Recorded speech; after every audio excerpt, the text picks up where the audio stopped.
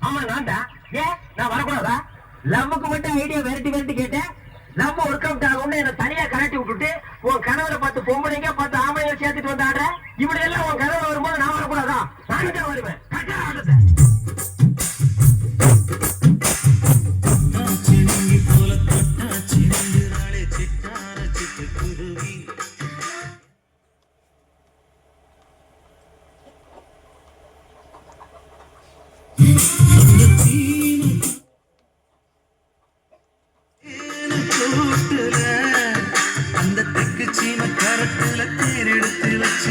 சின்ன பொண்ணை ஊட்டி விடவா